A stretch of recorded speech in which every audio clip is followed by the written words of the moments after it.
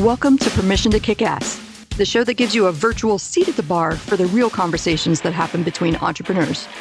I'm interviewing all kinds of business owners, from those just a few years into freelancing to CEOs helming 9-figure companies. If you've ever worried that everyone else just seems to get it and you're missing something or messing things up, this show is for you.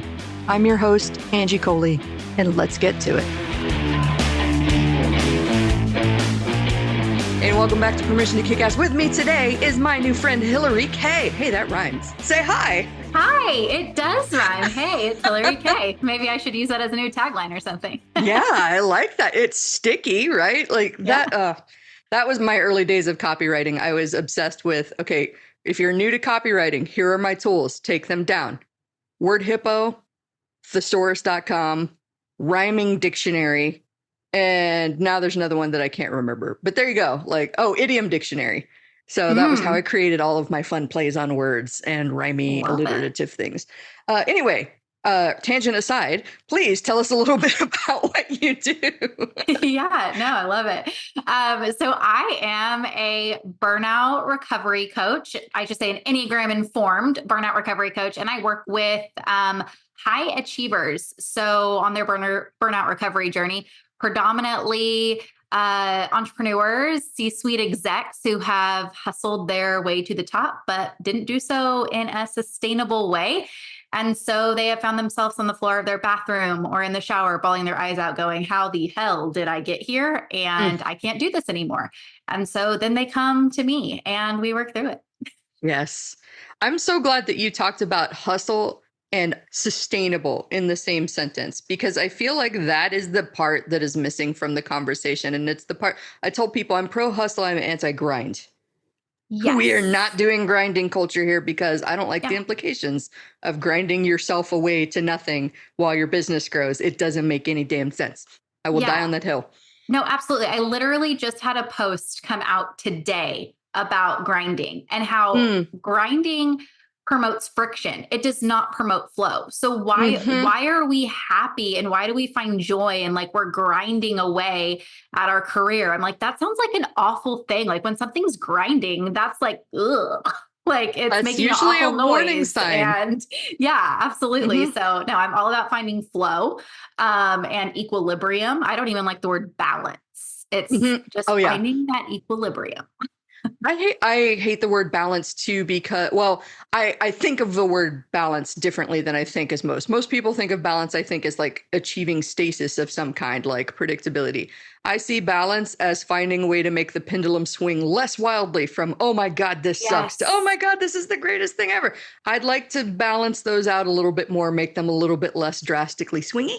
I don't have any illusion that I can climb to the top of the pedestal and stay there forever. That is dumb. I'm going to need to pee eventually. Like, don't do that. Yeah, no, absolutely. Like whenever I hear, part of the reason why I think people do get burnt out is because they have this fantasy that work-life balance can exist. And so they trick themselves into thinking that it's possible. And honestly, culture promotes it, right? It's like this myth that it can happen. And it's a bunch of bullshit. Like work-life balance does not exist. Work-life balance just doesn't exist. Sometimes your work life is going to take priority. Sometimes your personal life is going to take priority. And you just have to be okay with that. And you have to know how to flow with that and how you personally manage that. And that's going to be different than anyone else. So, yeah. Yeah, I love that. The distinction too, like we're talking about flow, we're talking about grinding and friction, and grinding, to circle back to that, is a sign of something wrong in just about every other context. If you're grinding your teeth at night, need to go see somebody about that. If your gears are grinding in your car, need to go take it into the shop, right? No grinding, all flow. And when you think of flow in terms of hustle, like I think about greasing, your snowboard to go even faster down the hill and other things like don't come for me, snowboarding experts. I am from South Texas. That was just the analogy that came to mind on the fly. Just, don't come for me or educate me, whatever. My entire experience with snowboarding was a bunny hill in northern Quebec about 15 years ago, actually about 20 years ago. And all I ever did was ride the ski lift to the top and all the way back down. So I don't. I'm anti-snow, so I don't deal with any winter sports. Same, same. Oh my gosh. Well, how did you wind up in this field? Yeah. So I got burnt out at a really young age. By the time I was 23, I held a director position. I was the director of marketing for a startup. I had two kids. I was in my second affair and I was in the hospital because I thought I was having a heart attack. And the doctor was like, no, no, you just need some rest. And I was like, ha, you're hilarious. Like, I'm currently the breadwinner in my family. I have a 3-year old, a newborn who has special needs, a horrible marriage. I am like hanging on by a thread. Like, you need to give me medication so I can keep going. Like, that's what I wanted. It was just like rest was not an option. And I kept going for a couple of months in that type of uh like with that type of mentality. Like I just don't have time to rest. And then I was sitting in my office and was just bawling, just was like, I literally can't do this anymore. And I took like a plethora of personality tests because I was like, for crying out loud, someone is going to have to tell me what is wrong with me because Hmm. there's something clearly wrong with me. And I reviewed all of my results from like so many different types of personality tests. Like you name them, I had took them. And it was like the last one I was looking at, and it was the Enneagram. And I had taken it before and comes to find out like I got mistyped when I took it. But I decided to take it again on a whim. I was like, what do I have to lose? And when the results popped up on my screen, I remember being like, oh my gosh, like it wasn't just telling me the what. Like everything else would say, you're driven, you're ambitious, you're outgoing, you're detail oriented. But I'm like, yeah, you're not telling me anything I don't know. Why am I like that? Right. And the Enneagram showed me why behind the what. It was not like my purpose why, but it was like why I was doing the behaviors. And what I've come to learn is that my fear of failure and my fear of not being valued and not being respected was the reason for my drive, ambition, being detail oriented, is because I was so scared of failing that I didn't have stop. I didn't have a pause. I didn't have a relax button. And so that kind of like turned my life in this like huge 180. About 6 months later, I decided to start my own business because I was going to have better control over my life. With having two small kids, I ended up getting divorced and I needed to have that control in my life. But a year and a half later, ended up right back smack dab in the same spot. And I was like, no, okay, I have to go back because I know I can see the pattern. I can see. And that's when I really just dove just head first. I had my own marketing agency and it like dawned on me, oh my gosh, you're making all of these marketing strategies for your personality. So you're not only doing this for you, you're not only creating all this drive, ambition, hard work for your business, you're now doing this on behalf of 20 other clients. So of course you're burnt out. So it was Hmm. like another like, good, let's like take this back. And I started really looking into sustainability for my personality. And then I was like, I wonder if I could do this for other people too. Hmm. And kind of just like gradually made that shift. And I realized like I loved like the coaching, consulting, more than anything anyways in my agency. Like the implementation, I hate that crap. Like I still hate it. Like I Hmm. hate doing it for my own business. Just because you're good at something doesn't mean you should be doing it. Absolutely.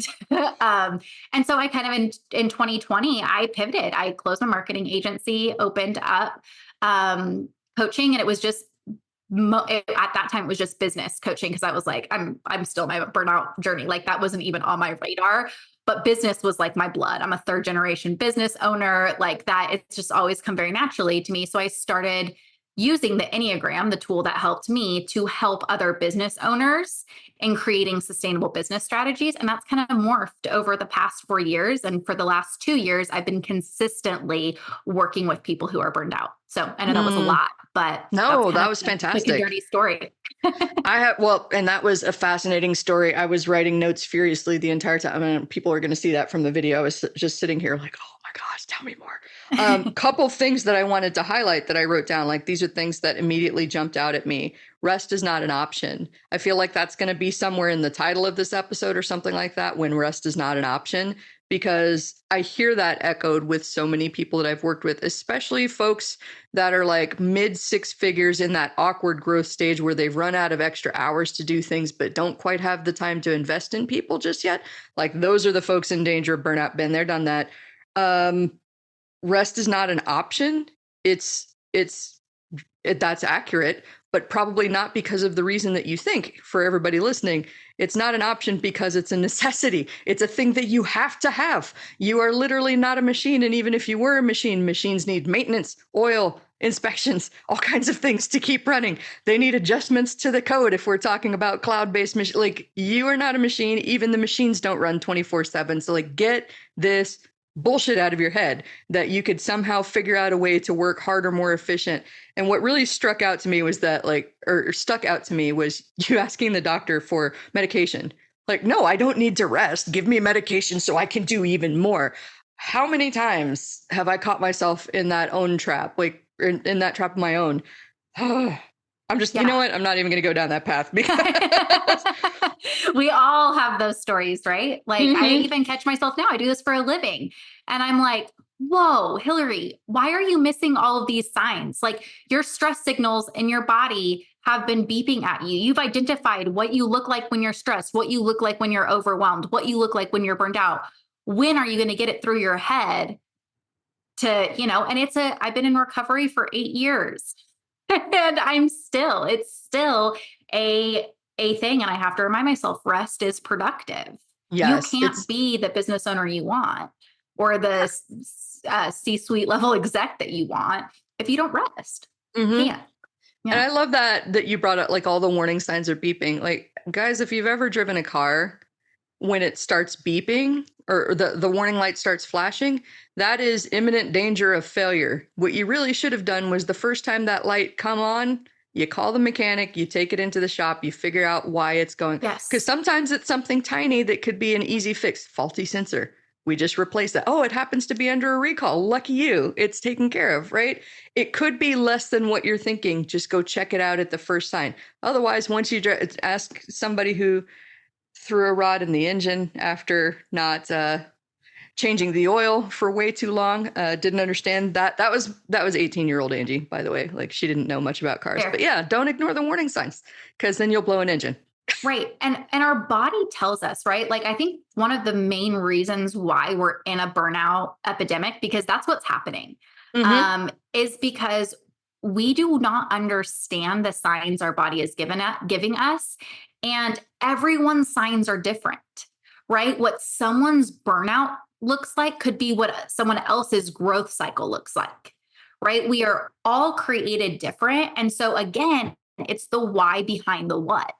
And so it begins with learning, right? Okay, what is the why behind my what? It's that awareness cycle. And then once you are aware of kind of your signs, then you can start to observe them in action to where you're like not getting those alarms, right? You're catching it of, oh, I just heard something. My car didn't tell me, it's not beeping at me yet, but I just heard something. So I'm going to proactively, and it's all about like, I don't believe in like curative solutions. You have to have preventative solutions. There are curative tactics, but not preventative. So, right? Like there's a difference there, and you can't transform, you can't recover, you can't enter into a growth cycle if you don't first know about them. And then second, be able to observe them. And that's the work. That I love that you brought that up, because I feel like, so I'm still in marketing and do consulting and business growth coaching too. And one of the things that I wind up talking about to people is I've got bad news, but it's also good news. All of the tactics work. So if you're coming to me and you're asking like, which is the best tactic for, launching this offer or like pursuing these particular people in this industry? And the answer is, I don't know. What do you think is the best? What have you tried? What works for you? Well, so-and-so says this, and this other guru says that, and I don't give a damn what they think. What do you think? What have you tried? what appeals to you? Like what resonates with you out of what are the gurus saying? Does your brain say, or your gut say, I like Guru A's approach and philosophy on this, but it doesn't make sense to me to do it that way. So I'd rather take that and then kind of do it this way. That's where I want you to get as a business owner, where you go, okay, my gut is telling me this, and there's something there worth paying attention to. Yeah, absolutely. No, you nailed it. This is one of my pet peeves is people will go and follow the latest self-help book or the latest like marketing group. Like I can't tell you how many of my clients are people in the marketing industry. Mm-hmm, mm-hmm. Oh, I know. Oh, I know. Yeah. I don't even have to know that to know yeah, that. yeah. And it's because they'll follow the latest trend. And that trend worked for that person because that's how that person's operating system worked. Right? If that person's operating system, so I talk about this with my clients, is some people have what's called like a more one-to-one energy to where they are an attractor, like a magnet. And so video is going to work for them. If you are someone who leads more with what I call like the self-pres energy, you're not going to do well on video. So no matter how good your content is, it's not going to work because that's not your internal operating system. And so but people don't know.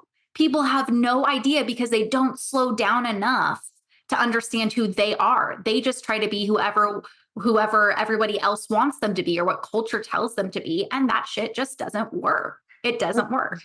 It doesn't work because, and this, like, I will bang this drum until the day that I die. It doesn't work because you are your own person, right? And you're giving away your power anytime you are giving into the fallacy of, if I just follow this person's steps, I will be successful. I mean, I understand the logic of it. I understand the fear behind it. And you mentioned a great thing about fear earlier that I definitely want to circle back to. But that is a fear-based, that is a giving up your power. It's like they know better than I do. So I'm just going to follow their steps. And the other side of that coin that we don't talk about is, and I get to blame them if things go wrong. It wasn't my fault. It was their system. Yeah, totally. It's like bypassing. It's just, you get to bypass your behavior. Yeah. And I don't, but like, you can't do that. That's not, again, that's like, let's bring in the word sustainable. That is not sustainable. I mean, you can do it, but you're never going to get to where you want to go if you refuse to take personal responsibility for how things are going in your life and your business. Yep. At the end of the day, no matter what pressure you're under from family, friends, colleagues, clients, whatever, you are the one that makes the decisions on what you do and do not do. Even when it feels like you don't have a choice, to quote Rush, you still have made a choice, even if you choose not to decide. So just stop pretending like you don't have any power in this situation. You get to say no. You get to walk away. You get to quit things. I'm not saying it's going to be easy or there won't be a big mess or a big fallout, but those are all options that are available to you. Absolutely. 100%.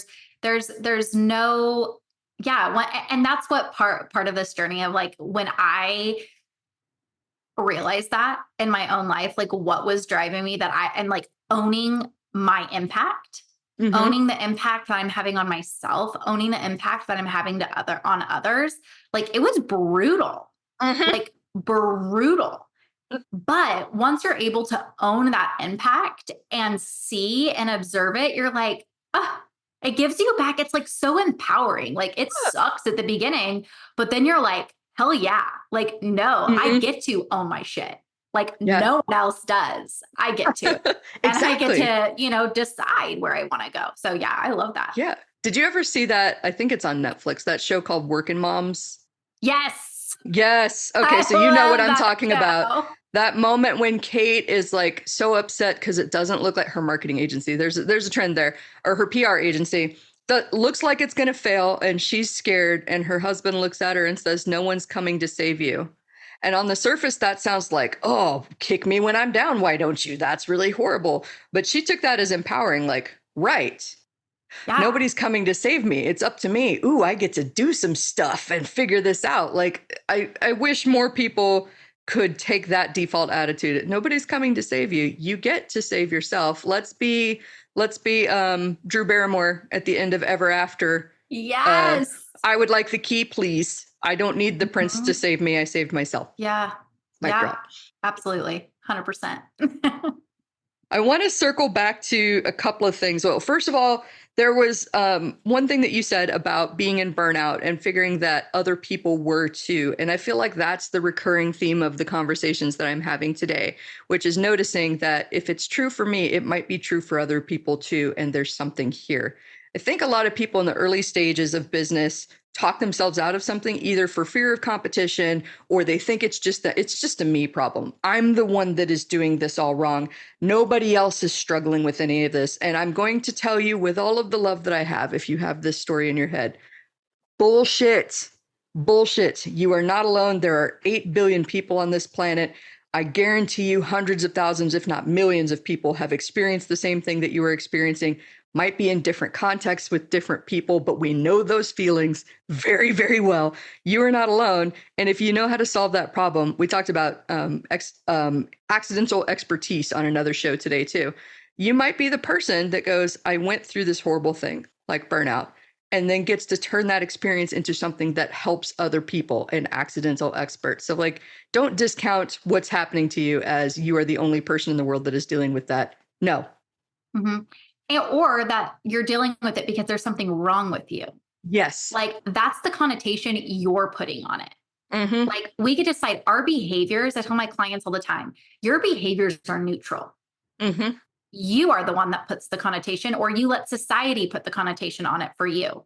Like being assertive, that's not good or bad. That is neutral. It's just a freaking behavior. Yes. So the connotation we put on these behaviors is it's what really gets us into trouble. And yeah, it's like it's just is. It's there's nothing wrong with you. It just is. So let's figure out why that's becoming a problem for you. Right? Like it's not bad that it is. It's just like, okay, let's figure out why and what fear is dictating that behavior, because that's fears and motivations. Those are the things that dictate our behaviors. It's going to be one or the other. And I choose to let my motivations dictate my behaviors and no longer my fears. Yes. I love that you said that because, like, okay, so if this is the meaning that I've assigned to this thing, this is fearful, this is shameful, or this is bad. I've chosen to assign that. Can't I choose to assign something else? It's probably going to involve a little bit of undoing in my own head, but I get to change the meaning around this thing. I love that. Super empowering. And it ties perfectly back to the other thing that I mentioned about fear that I wanted to circle back to, because you mentioned fear as a driver, knowing that that was driving the decisions to achieve that led to the burnout. And it's funny because I wanted to unpack that a little bit. What you focus on, you find. And I've talked to so many people about that, like, well, but I'm worried about the money. The money is not coming in. I'm stressed about the money. Okay, well, you're going to continue to find stressful situations where money is lacking because that's all you see. Stressful, hard situations. That's all you believe your reality to be. So your brain, the supercomputer that it is going, cool. We don't need that multi-million-dollar opportunity. We don't need this easy person to work with. We're looking for people that are a pain in the ass that won't pay us on time because business is hard, money is scarce, and I believe these things to be true. So I'm going to keep, this is what your brain is saying. I'm going to keep doing this because this is what we know and this is what is true. Mm-hmm. 100%. It's why I used to think that affirmations were just a bunch of shit. Like I was like, they don't work. I was right there with you. Right. But the reason why they don't work is because we were using them like, okay, like if you're saying an affirmation, like I am confident, like maybe you don't have an actual issue with confidence. Yeah. So why are you saying that affirmation? Like how I build affirmations are like, what am I scared of? What are the things right now that I am struggling with?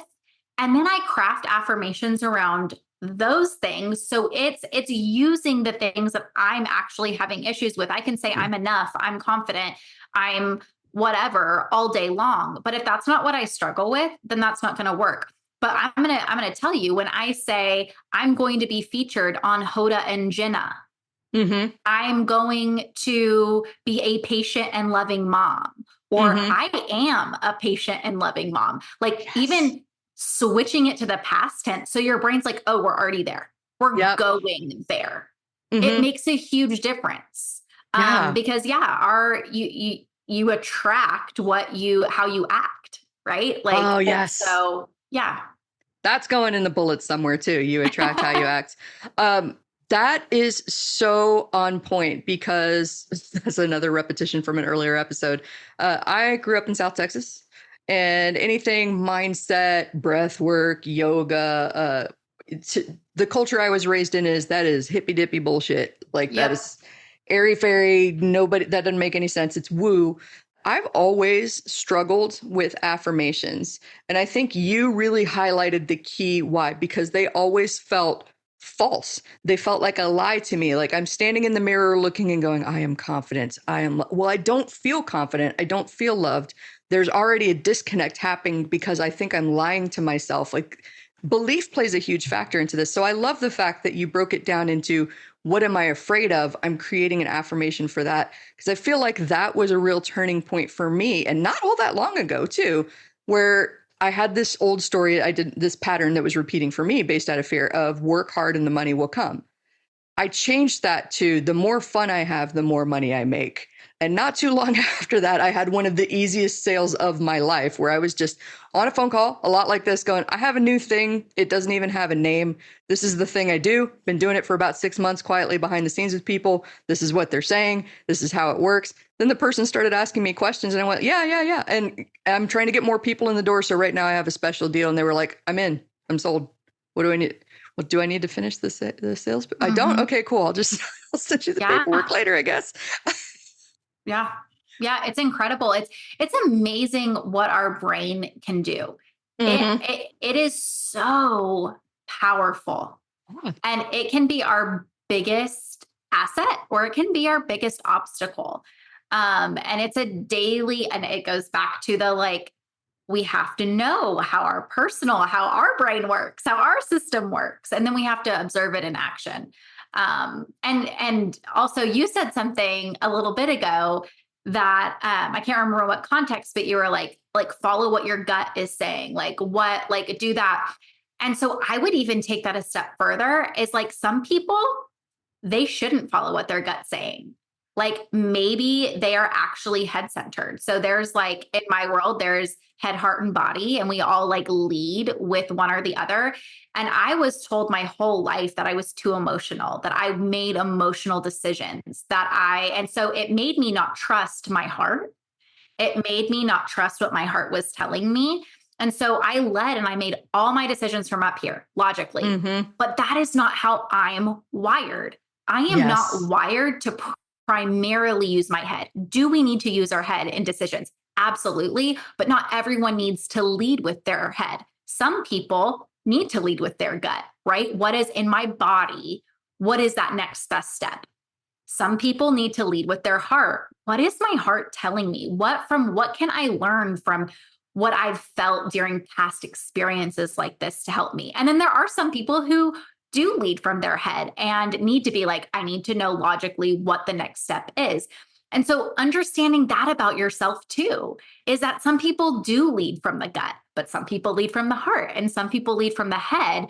And none of it, again, is good or bad. It's just how you are operated. So don't let anyone tell you how to operate, how to make a decision for your business, how to do a sales call, how to craft an offer. Like other people's opinions are none of your business, not just, like that's like, I can't remember who I heard that from, but it was in relation, like trying for people pleasing, right? But it goes back to decisions for your business too. Yeah. Is like, it doesn't matter what everyone, the gurus, right, to really circle back that we were talking about at the beginning, what they say. It's Mm-hmm. what works for you. Yes. And sometimes you're going to do the opposite of what the guru or your coach or your Yes. partner, your business partner, your spouse thinks that you should do because they don't have the same context and the same knowledge that you have. That has happened a couple times in my business, and it was a big undoing that I hope to prevent for other people that I work with. Was I spent so much time trusting other people's instincts over my own and other people's logical approaches. And exactly, you nailed it earlier when you said that's a thing that worked for them in the situation, the context that worked for them. It's not going to work for everybody. And I never really understood when I was going through that why it just felt wrong. I'm clearly a gut person. And there's a funny connection to all this I'll mention in a minute. But I had to learn to trust myself when those little messages came up from internal Angie saying, okay, yes, that like 80% of that sounds right, but I disagree with this one thing. I need to go explore that. The funny thing to me was, and we're recording this in early March of 2024, a couple weeks ago, I posted this kind of vague thing on Facebook about like, I have a theory I'm working on. If we were in a room with a big old box of Legos and we were tasked with building a super cool, badass thing, how would you approach doing this? Would you find the instruction booklet, lay out all of your pieces methodically and like follow it step by step, page by page? Would you look at the finished product and be like, I'm going to reverse engineer this a piece at a time? Would you just sort stuff into color piles or piece piles and just start building with your heart? And that's like when you were describing like head, gut, heart, I was like, oh my God, I think my Lego theory just fell into place. Like that's exactly who those people 100%. There was a fourth category that I think might overlap with the head too. There was a bunch of people that were like, I need to understand why we're building this, who we're building this for, the circumstances under which this will be used. Yep, and that's totally head. That's the logic. The process oriented. It's okay. How am I gonna? And I could probably tell you they're Enneagram type. Those people who said that. But yeah, no, it's a thing. It's an absolute thing. Yeah. Mm-hmm. Yeah, and now it's not a surprise to know that I fell in with. I think the gut people are the reverse engineer. I see how that works. I could probably figure that out. Cool. We're gonna go. And the I would say like the creative, inspired people are definitely the put it in pies. We'll build something beautiful. It may not even be the thing. Yeah, I'm a heart centered. I lead with a heart center, and I'm always like, okay, let's color coordinate it. Like, let's see where we're feeling after it's. Or I want to organize it. But I need to do so in a way to like spark my juices. Let me see where the energy is going in this situation. Yeah. It's like for everybody that is not following along, let's just reiterate the thing. How you do business is not how everybody else does business. And I think that's why I've had a couple of clients tell me, sometimes I really hate you because you won't give me a straight answer. And I'm like, it's not my job to give you a straight answer. It's my job to help you find your own answers. If I give you a straight answer, we're actually going to wind up not working together because, again, you're giving away your power to make decisions to me. You want me to tell you what to do. And then if it doesn't work out for you because I'm not in your head and I don't have all of you may tell me everything and I still don't have the context of being in between your ears to be able to fully understand your situation, as empathetic as I am, right? So like you've still got to make the decision that feels right for you at the end of the day, regardless of what I think. And if you're coming to me for straight answers, I'm going to be like, well, what do you think? What's coming up for you when you think about this? And to their credit, the people that I've been coaching for over a year at this point, and they keep coming back for more despite being a frustrating coach. So no, I hear you. I get that all the time. Can you just tell me what to do? No. You know what to do. You know what to do. I can be the person that bounces ideas off and strategies and say, you might explore things in this area, or you might explore things in this area. But at the end of the day, you're the one living with this decision, and this has to work for you. It has to work for you. Yeah, I think the closest I get to telling people what to do is, okay, so I encountered a similar situation, and when I was in it, this is how I handled it. I'm not saying that that's what you should do, but it might be a good jumping off point to explore what feels right to do in this situation. And if what I did feels right for you, cool, feel free to borrow that. But like, this is more about finding your solution than it is like Angie said, just do what Angie said. Yeah. Yep. That's why businesses fail. Mm-hmm. We don't trust our intuitions. And there was another thing that you mentioned like way back toward the beginning about repeating patterns. And that's another thing I have a theory about. I call it the upward spiral. I don't know if I made that up or if I stole it from somewhere else, but it seems like in my theory is that we all have the same set of like 2 to 4 problems, 2 to 4 core beliefs that are super flawed, that as we climb up levels, we keep encountering those same problems and keep dismantling them at a different level, which is why it always feels like we're just, why am I back here? Why am I dealing with the same lesson again? Because it's new level, new devil. Yep, absolutely. No, there's for every personality type, or, whatever, you can call it whatever you want. There are about 3 to 4 common obstacles. Interesting. And they tie back to the fear and motivation. It's why you keep running up to those is because they are it's your ego and your fear meeting up. And that's what that friction, that grind, if you will, is what causes the obstacle. Mm-hmm. Oh, and that's so it's fascinating. about understanding, oh, this is showing up again. That means I did just level up, which means my instinctual energy is kicking in. Like, And now, but I know my instinctual energy and I know how to operate it. So yes, this is showing up.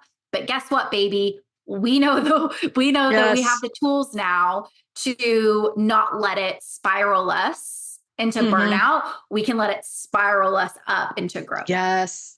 I call that looking for evidence. Like, okay, so there's all this evidence that you could fail. Look at all these other things that happen. And also, what's the evidence that you might knock it out of the frickin' park? We got to practice swinging this pendulum the other way. The options aren't all, I stay where I am or death. Yeah. Yeah. I call it facts versus feelings. Is that a feeling or is that an actual fact? Like, you tell me, can you actually show me this? Like, I dare you. My brain just went, and the court of Hillarie and Angie is now in session. All rise for the Honorable Hillarie Kay, who will now judge you accordingly, whether you are feelings or facts. Please proceed. Oh my God. I love it. That'd be a good like segment to have, right? Like a weekly content. Like, oh my gosh. I can imagine that as like a good TikTok video or like a YouTube short or something like that. It's the end of my recording day, guys. I'm a true creative. If you have listened to this show, and this is about the time where my brain starts going, ooh, that would be fun. The court is in session. Feelings or facts. I love that. I love it. I might just use it. I'll tag you when I do. Hell yeah. Go for it. I want to participate. I'll be like the bailiff. I'm going to throw people out. Bullshit. Pay me a fine of 5 Reese's peanut butter cups and a trip to Sonic. I like it's also end of day hungry, apparently. You don't have to follow me down this path, but I'm curious. Do you think you know which Enneagram I am? I do. Okay. And if I'm digging into your process, feel free to no, don't. But yeah. So first of all, Enneagram self-reported. No one can tell you your Enneagram type. There are signs and signals. Like if you take an assessment, they're only about 55% accurate. I always live type people. And I ask a series of questions and I say, hey, I think you are this because of XYZ. How does that hit? So that's the process, right? So I can't tell you, but I can suggest. Okay. So my sense is that you are one of 2 types. Okay. I'm leaning toward an Enneagram 8. Enneagram 8s have a core fear of being perceived as weak or incapable. Their motivation is control, independence, things like that. Also, you have some signals of like a type 7, which a type 8, I will say, is called the challenger. So they are very gut oriented. They like to challenge theories, challenge ideas. But also the type 7, they're known as the enthusiast. And they are more logic based, like they're more head center based, but they have this really cool way of tapping into the body, and their intuition, but they have a core fear of being trapped or in any sort of psychological or emotional pain. So they are very creative and because they feel like if I'm not creative, if I don't have all these things going, I'm going to be trapped in the situation. So at the end of the day, like they value freedom. And so those are the 2 types that stick out to me as potentials for you. Interesting. But yeah. I can't remember the last time I took it. I think probably a year or 2 ago. But I remember, I think I got 3 and 8 were like neck and neck. So I'm a 3. I got mistyped as an 8. So 3s are heart-centered. 3s core fear is failure, not being respected or valued. Big people pleaser energy will very rarely challenge a situation. Very highly like adaptable. They're called the chameleon. To where like an 8 is going to be more like, I'm not going to mesh to what you want. Like this is, Mm-hmm. I believe this. Yeah. I may not be as assertive, but I'm not going to mesh with what you want just for the sake of what you want. If Oh, that makes sense. interesting.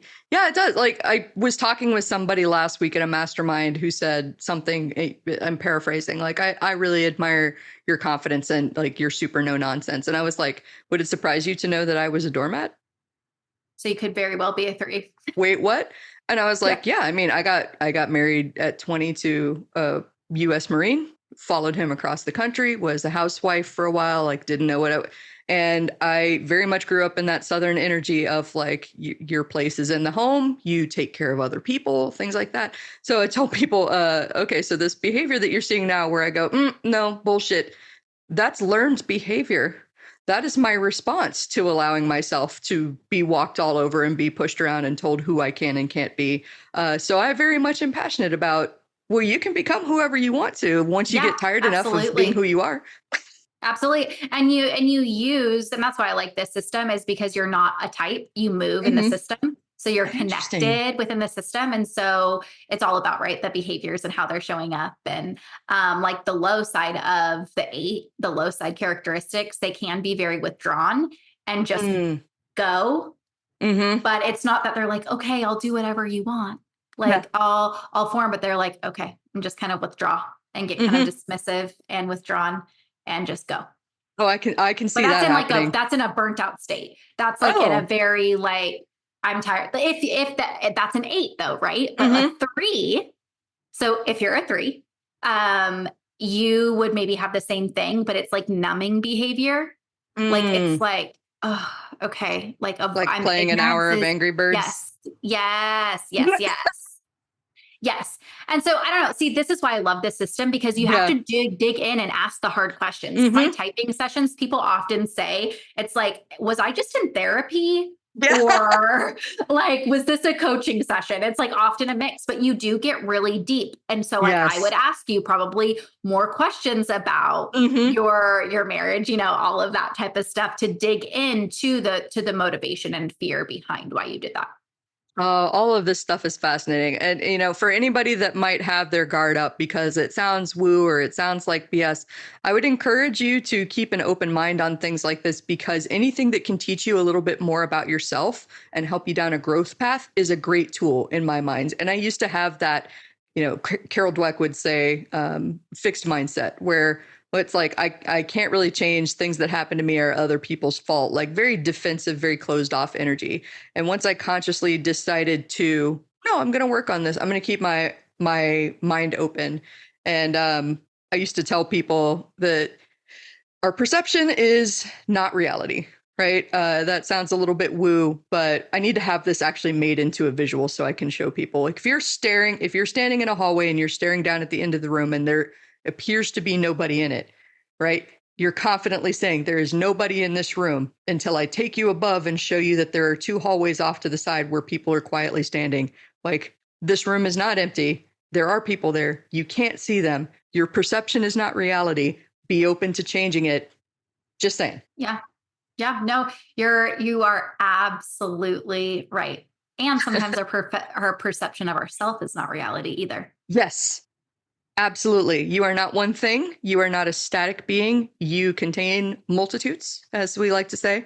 That's my go-to whenever somebody's like, Absolutely. But you said this earlier. I contain multitudes. Yeah. No, and we are small percentages of every, like in this system, in the 9 type system, it's like we have all 9 types within us, just at different percentages. We have one core type, but the other ones show up for us at different percentages, depending on what's triggering us. Yes. And what is coming our way. So yeah, you are not this static being. You're not in a box. You are growing and moving and flowing with the ebbs of life. This is fascinating. I might have to go retake my assessment after this and see if it changes, because I've taken like DISC, Colby, what else have I taken? StrengthsFinder. I've taken StrengthsFinder. I am strategic and an activator, which was not surprising at all to me. Oh, human design took that one too. Yep. That's way more woo Same. since that's based on Whoa, astrological. that one is Mhm. intense. It's intense, but it's funny because there were pieces of it that were strangely accurate. Like my basic nature is to wait for an invitation. And I was like, that's bullshit. Absolutely not. I am a doer. I am a maker. I am a creator. And then when I sat and thought with it, like, what's the truth of this here? What has my experience been like? Every time I tried to force a situation, go bang down doors, make opportunities appear, they were miserable. And I hated every minute of that experience. And every time I went out and showed up as my authentic self and drew people to me, and they invited me to collaborate on something, it was an amazing experience. That was a lot of fun. That made a lot of money. And I was like, oh, this is great. So now my inner Texan skeptic who goes, that's hippy dippy bullshit, goes, that might teach me something. That's all right. Let's go give it a shot. Let's see what happens. Yeah, for sure. Sure. Well, I feel like we have covered the entire spectrum here. If somebody wants to go deep into the weeds with you on this, tell us where we can learn more about you. Yeah. So I am Hillarie Kay everywhere. HILLARIE KAY everywhere. My website's HillarieKay.com. I'm Hillarie Kay on Instagram. Hillarie Kay on TikTok, Hillarie Kay on LinkedIn, Hillarie Kay everywhere. And I have my new book is coming out in April 2024 called The Burnout Recovery System. So it is going to be just like, it's a simple, quick guide. It's not like a novel of any sorts. It's not a memoir. It's literally like going to be like 115 pages, gives you more like a workbook to go through some of the stuff that we've been talking about today. And so, so I'm really excited about that. There's a free chapter that you can download on my website if you're interested in that. So that's where you can find me. Awesome. I'm going to make sure that they have clickable links in the show notes for easy access. I hope everybody takes you up on this because we could all stand to learn a little bit more about why we're even humaning the way that we human. Thank you so much for being an amazing guest. I've had a whole lot of fun, and let's do this again. Yeah, absolutely. Thank you for having me. It was great. That's all for now. If you want to keep that kick-ass energy high, please take a minute to share this episode with someone that might need a high-octane dose of "you can do it." Don't forget to rate, review, and subscribe to the Permission to Kick-Ass podcast on Apple Podcasts, Spotify, and wherever you stream your podcasts. I'm your host, Angie Coley, and I'm here rooting for you. Thanks for listening, and let's go kick some ass.